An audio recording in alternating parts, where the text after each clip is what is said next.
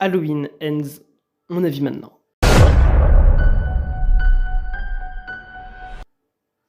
Ce film, j'ai extrêmement, hem, voilà, comme ça, ceux qui veulent juste avoir mon avis peuvent partir, ceux qui ont envie de savoir plus en détail pourquoi ben voilà, restez. Ce film, en fait, il est, particulier. À la fois, je l'aime, à la fois je l'aime pas, il y a beaucoup plus de j'aime pas, je crois, mais c'est un bon film, mais c'est pas un bon film Halloween. Enfin, c'est pas pour un fan. Enfin, pour finir la séquence, c'est compliqué. C'est la relation avec ce film. Globalement, Halloween Ends, suite d'Halloween Kills, sorti un an après, mais qui, dans la diégèse du film, se passe 4 ans après. On va commencer par les points positifs. Les points positifs, c'est que la musique est bonne, incroyablement bonne, c'est beau, c'est le thème original d'Halloween. Encore une fois, à chaque film, je me dis, mais comment ils vont faire pour faire encore plus épique, encore plus stylé? Ils ont réussi, c'est encore réussi. J'aime bien, il y a des nouvelles partitions cool. Et globalement, le film, ouais, il faut pas envier ça. Enfin, on a de quoi envier justement la musique parce que la musique d'Halloween Ends, elle est incroyable. Un autre truc positif aussi que j'aime bien, c'est le développement de personnages. Dans ce film, il y a un personnage où on comprend ses motivations, il est bien développé, du début à la fin, on s'attache à lui, limite c'est lui le protagoniste. D'ailleurs, je crois que c'est lui le protagoniste en fait. Mais bref, on comprend les personnages, ils évoluent durant le film. Je suis obligé de dire ça parce que Jurassic World, les personnages n'évoluent pas. Du coup, voilà. C'est ça que j'aime bien aussi. Ce que j'aime bien aussi, c'est le cadrage. C'est assez beau. Je trouve que ce film est mieux en termes de cadrage que le film Halloween de 2018 et que certains films Halloween. Non, il y a des plans où on passe à travers les murs pour voir une autre pièce, des plans séquences, des plans un peu en biais, et ça steadicam. Bref, il y a des plans que je trouve plutôt bien travaillés, plutôt beaux, plutôt jolis à voir, comparé aux autres films Halloween qui faisaient juste bah, le strict minimum, quoi. Et du coup, ouais, c'est beau et la musique est cool. Ah non, les effets spéciaux sont cool aussi. On voit pas les effets spéciaux, bah après c'est un film récent, c'est un film slasher aussi. Mais ouais, on voit pas les effets spéciaux et j'aime bien les acteurs, je trouve qu'ils font du bon taf. Ils surjouent pas, ils sont réalistes, j'y crois à leur jeu, quoi. Voilà, maintenant là je peux dire le point négatif. Maintenant, point négatif. Le plus gros point négatif pour moi, c'est l'histoire. L'histoire, il n'y a rien qui va. Je crois que le plus gros problème, c'est tout l'aspect de Michael Myers, qui est un peu la base parce que c'est Halloween. Tout ce délire autour de héritage, mais pas trop, fin de saga, s'il n'y a rien qui va. On va commencer par le plus gros. C'est un film Halloween où on ne voit pas Michael Myers. Enfin, si, on le voit, mais c'est un film Halloween sans Michael Myers actif, quoi. Et d'ailleurs, c'est comme ça pour la plupart des films Halloween, mais chaque film Halloween où ça se passe après Michael Myers se cache, quelques années et tout, c'est pour moi les pires films Halloween en fait. Tout le temps, il y a un gros bug comme ça, et je comprends vraiment pas. Toutes les actions de Michael Myers, on a vu dans le trailer, il n'y a rien de nouveau. C'est déjà, il n'y a rien de nouveau parce que, spoiler, chaque fois qu'il y a Michael Myers qui apparaît pour faire un meurtre, c'est des meurtres qu'on a déjà vus dans les précédents films. Et tout ça, on a déjà vu dans le trailer, du coup, c'est encore plus chiant. Et pour un film Halloween de près de 2 heures, il n'y a aucun élément qu'on n'a pas vu dans le trailer. Il y a tous les moments du film, c'est des moments de développement de personnages, et pas de moments de meurtre, de massacre. Ce qui est ballot pour un film d'horreur. Genre, de avoir très peu de massacres, et les seuls qu'on voit, on a déjà vu, et on a déjà vu dans le trailer aussi. Et ça, pour moi, c'est un gros problème. Comment un film d'horreur est comme ça là-haut. Et je trouve ça très problématique. Ce film souffre de beaucoup, beaucoup, beaucoup de fanservice. H24. Tout le temps. Que ce soit du coup dans les meurtres de Michael Myers, ou même dans des plans qui prend les... De 2018 aussi, il faisait pareil, mais il changeait un petit peu. En mode, à la place de Michael Myers, maintenant c'est Laurie qui fait comme Michael Myers sans le savoir via la mise en scène. Là, clairement non, c'est Michael Myers qui fait ce qu'il a fait dans le premier film, mais en plus vieux. C'est chiant. En fait, et pareil pour les meurtres, pareil pour des scènes. Il n'y a aucune scène inédite avec Michael Myers. Dans Halloween de 2018, il y avait la scène, je sais pas moi, avec les lumières automatiques dans le jardin. Là, il n'y a pas. Il n'y a pas des scènes comme ça. Toutes les scènes, on a déjà vu.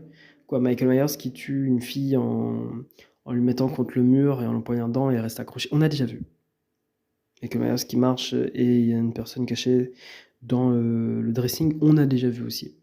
Et c'est ça tout le temps. Des scènes qu'on a déjà vues et c'est ballot, pas de nouvelles scènes, pas effrayant. Aussi, je trouve, il est un peu moins effrayant parce qu'un peu moins fort. Ce qui est logique avec l'histoire, il s'est caché, il est blessé d'ailleurs, d'où il peut vivre. On va fermer les yeux là-dessus, mais bon, pourquoi pas, au point où on en est. Mais juste, là, il est un peu moins fort. Il y a des personnages banals qui arrivent à le mettre à terre et tout. On a du mal. Enfin, on y croit. Mais juste, après, on a du mal à avoir peur de lui, en fait. Voilà, c'est le seul problème. Michael Myers, c'est un peu moins iconisé. Dans ce film, comparé au précédent Halloween Kills, il y avait des scènes iconiques, genre quand elle sortait de la maison enflammée et tout. Dans celui de 2018, il y a la scène quand il est dans la prison. Il y a des scènes où tu retiens, tu vois. Dans celui-là, il n'y en a aucun. Parce que Michael Myers, c'est même pas là, en fait, dans le film. Et c'est problématique. Qu'il n'est pas là et que voilà. Et c'est un gros problème, je trouve. Voilà. Mais le truc qui est bien, c'est le développement du personnage de Carrie, je crois. Incroyable. Incroyable, on comprend ses motivations, on l'apprécie. Il fait du bon jeu d'acteur, il est cool. Et le principe même du personnage, j'aime bien. Le concept de... Attends, spoiler. Il devient Michael Myers à un moment donné.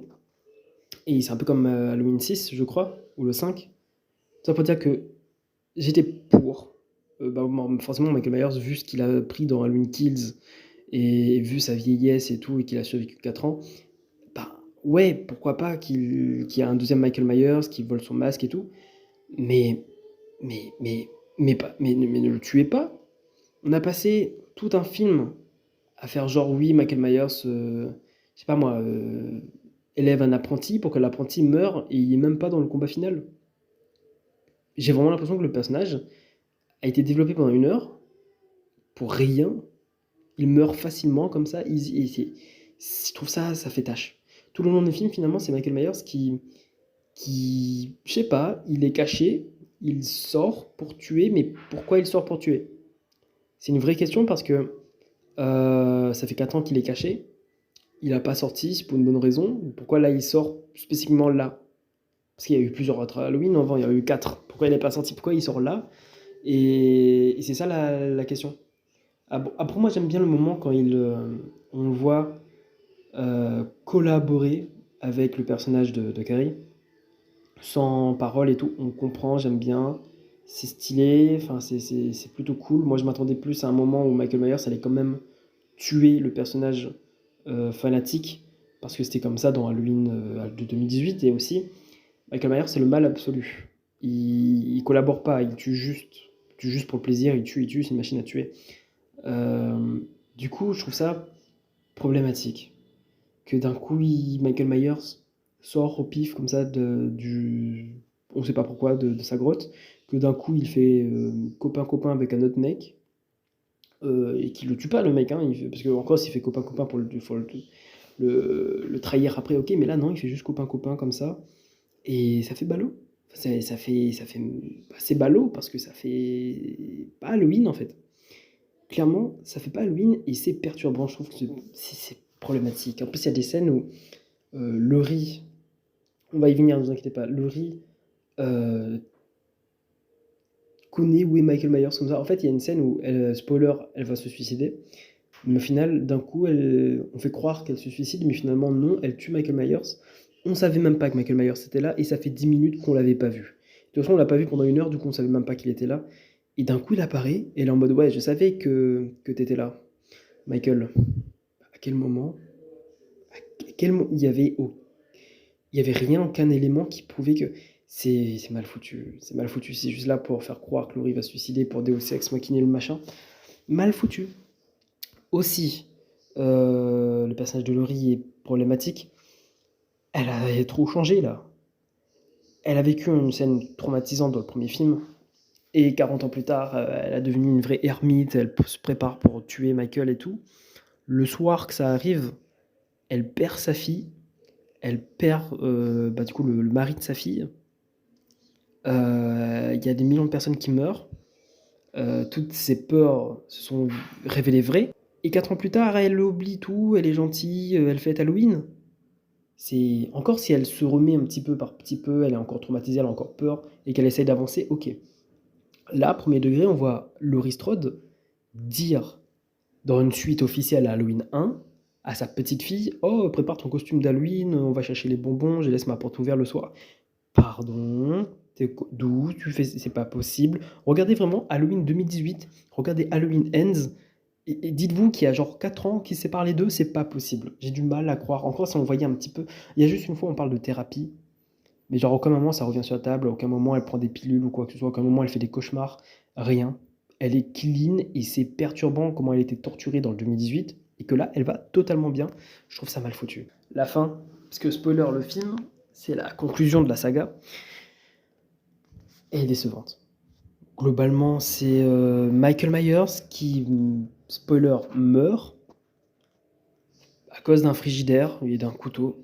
Il y avait, dans les précédents Halloween, il y avait des morts plus stylées pour Michael Myers. Ok, il meurt avec son couteau, je trouve ça symbolique, c'est marrant, enfin c'est sympa, tu vois. Mais dans le 2018, il est mort dans la maison de Laurie Strode qui brûle et tout. C'est stylé comme mort, tu vois. Dans 2018, il meurt tabassé avec des millions de personnes, la population se révolte et tout. C'est stylé aussi comme mort. Là, il est mort sur une table, juste découper les veines, ça y est, toc, Michael Myers est mort. Enfin, c'est perturbant. Et après, on a toute une scène de fin, on le broie dans le truc à ordures pour être vraiment sûr qu'il est mort. Mais clairement, enfin, il était déjà mort déjà, mais on n'y croit pas, quoi. Enfin, si on y croit, mais il y avait Halloween Kills et Halloween 2018 avaient des meilleures morts pour Michael Myers. Parce que c'était des morts où, bah, il est mort, mais encore un peu en vie. Enfin, Michael Myers, c'est le mal. Enfin, c'est juste la mort de Michael Myers, je trouve ça horriblement mal foutu. Et c'est problématique. En plus, Michael Myers vient qu'à la fin pour tuer. Et pendant 1h50, t'attends que Michael Myers. Il vient que à 30 minutes de la fin, voire 20 minutes. Et la scène de combat, la scène de poursuite, enfin la scène où Michael Myers arrive et c'est Michael Myers qui met son masque, ça dure 10 minutes. Hein, en sachant qu'il y a 3 minutes où Michael Myers est déjà mort. Ce qui fait très peu de Michael Myers. Et c'est problématique. Globalement, c'est problématique. En fait, j'allais dire que ce film est cool parce que, genre, il n'y a pas beaucoup de Michael Myers et tout. Ça fait un peu mythologie et tout. C'est cool. Et quand il va arriver, ça va vraiment être jouissif. Quand il arrive, bah, soit c'est pas lui, soit il arrive, mais il fait des trucs déjà vus, ou soit il arrive et il meurt. Tout ça dans un laps de temps de 20 minutes dans un film de 2 heures, c'est pas beaucoup. C'est clairement pas beaucoup. Et même 20 minutes, mais bon, moins, genre 15, parce qu'on compte pas son cadavre. Vraiment pas ouf. Ça, c'est décevant un petit peu. Le seul truc cool, c'était vraiment l'histoire de Carrie, parce que c'était stylé, mais on pouvait faire un film. C'est pas un film Halloween. Bilan. Le pire Halloween, mais un très bon film. Il fait pas peur, mais il est un peu glauque. J'aime bien, j'aime bien. Il y a une scène où il y a un gosse qui meurt et tout, toutes les histoires de quiproquos, le développement de Carrie est cool. C'est un bon film, mais pas un bon film Halloween en fait. Ce qui est problématique. C'est mon avis sur Halloween Ends. Abonnez-vous, lâchez un like. Moi je vous dis au revoir du coup. Et à la prochaine pour la prochaine. C'est pas mon trou, mais je le fais quand même.